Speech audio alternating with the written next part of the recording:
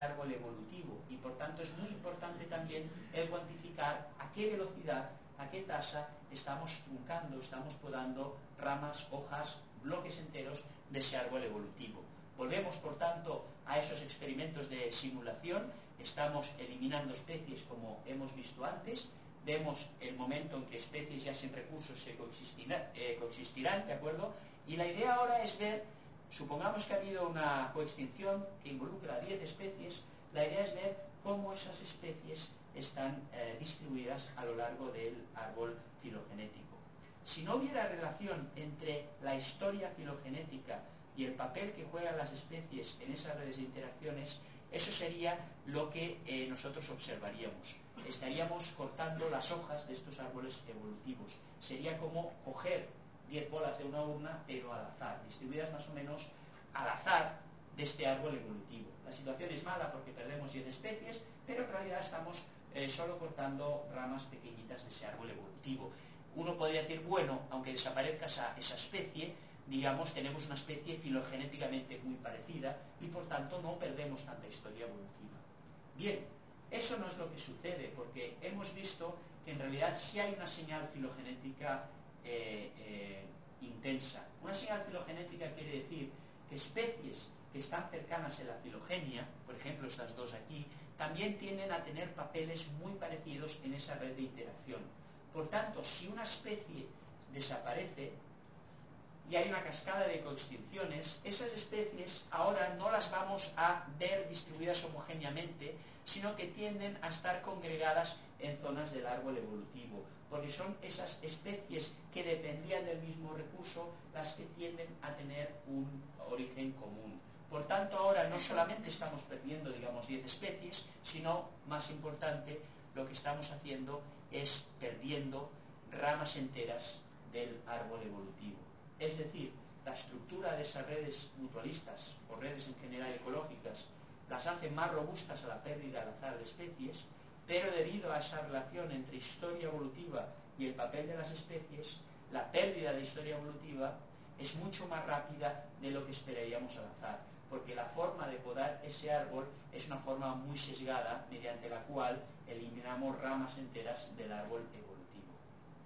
Bien, este segmento de la charla, de alguna forma, aunque necesariamente resumido por el tiempo que tengo y también por la necesidad de no entrar en detalles técnicos, supongo o espero que de alguna forma haya permitido ver que estudiar la arquitectura es importante para estudiar la robustez. Hay una implicación clara, hay una relación clara entre la estructura de esas redes y su robustez.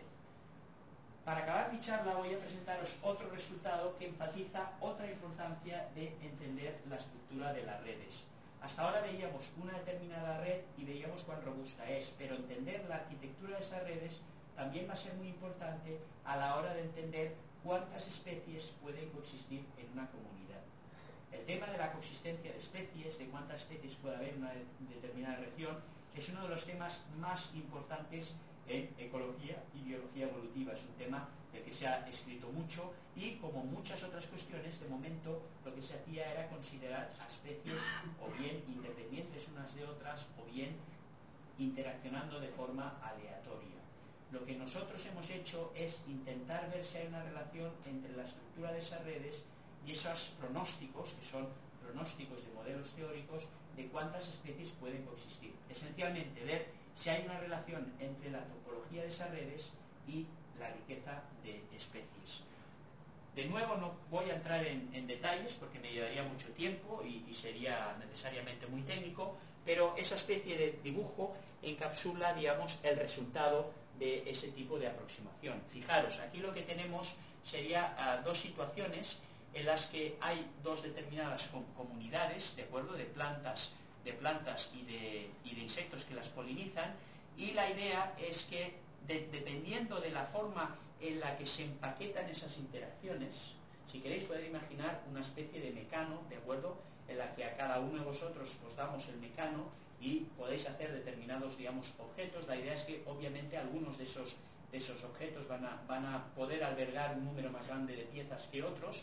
Como podéis ver aquí, esa forma, digamos, encajada, heterogénea de las redes, es la que permite un número mayor de especies. Esto viene representado por el tamaño del cuadrado. Podríamos tener las mismas piezas, plantas y animales, e interacciones, ensamblar ese mecano natural de otra forma, y la idea sería que cualquier otra forma que nosotros utilizáramos, por ejemplo esta en la que hay esa especie de compartimentos, grupos de insectos y de plantas que interaccionan mucho, pero poco con otros grupos de plantas e insectos, a priori es otra forma de organizar la naturaleza, ¿de acuerdo? Pero es una forma que permitiría sostener un número menor de especies. Esto lo podéis ver de forma un poco más cuantitativa con ese gráfico, en el cual nosotros hacemos ese pronóstico mediante modelos teóricos de cuántas especies pueden coexistir, de ese incremento en el número de especies, en función de esa propiedad que llamábamos de encajamiento, ¿de acuerdo?, que era esa propiedad que veíamos en comunidades reales. De forma que lo que nos está diciendo ese gráfico es que a medida que esas redes son más estructuradas, a medida que se organizan en forma de muñecas rusas, como vemos en la naturaleza, pueden albergar un número mayor de especies. Por tanto, la estructura de estas redes no solo nos está diciendo cuán robustas van a ser cuando empezamos a eliminar especies, sino que de alguna forma nos están también diciendo que eso va a afectar el número de especies que pueden coexistir en una comunidad. Bien, voy a cerrar aquí mi charla y lo voy a hacer con una imagen. Recordad que empecé mi charla también al principio con esa diapositiva, con esa colección de insectos en un museo, ¿de acuerdo?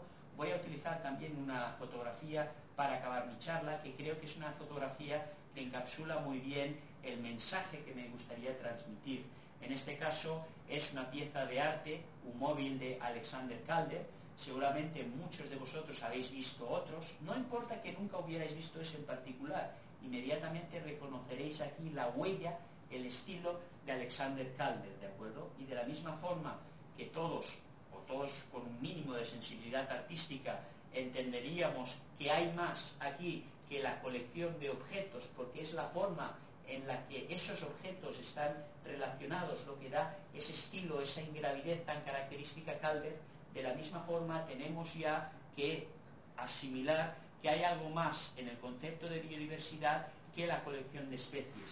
Esas especies también interaccionan de formas con un estilo, por ejemplo el de Calder, un estilo que podemos ver aunque jamás hayamos visto esa comunidad, porque es un estilo que se repite una y otra vez, y entender, describir ese estilo, esa arquitectura, va a ser muy importante a la hora de entender la robustez de esas redes y hasta qué punto pueden albergar un número mayor o menor de especies. Ahora mismo que estamos en esa encrucijada tan importante en la cual nos hemos dado cuenta, por una parte, que la biodiversidad lleva servicios muy importantes para nuestro bienestar, como el aprovisionamiento de alimentos, el aprovisionamiento de agua, el control del clima o la polinización de campos, y que a la vez estamos constatando esa erosión tan grande de la biodiversidad.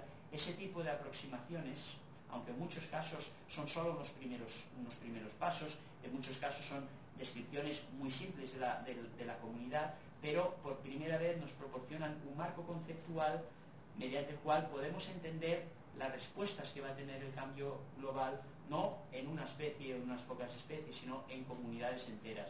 Y por tanto nos proporciona las herramientas y el marco conceptual para enfrentarnos con mayores garantías de éxito ante ese tipo de amenaza.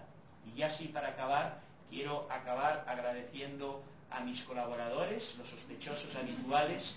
Es realmente un trabajo interdisciplinario. Si hay algo que me gustaría destacar de todo mi trabajo, de la charla en particular, es que ese no es el trabajo de una única persona, no es el trabajo que yo he hecho, sino es un trabajo realmente de cooperación, porque nos enfrentamos a un problema muy complicado e intentamos abordarlo con diferentes puntos de vista. Eso requiere ser interdisciplinario y requiere colaborar, y realmente pues aquí hay colegas, hay estudiantes, postdocs de mi grupo en Sevilla y otros coautores en diferentes partes del mundo, y es una forma de trabajar tremendamente interesante porque es muy divertida, es un grupo extraordinario de gente y es una verdadera satisfacción el poder aprender, el poder trabajar y el poder disfrutar con ellos. Y ahora sí creo que lo dejaré aquí. Muchas gracias.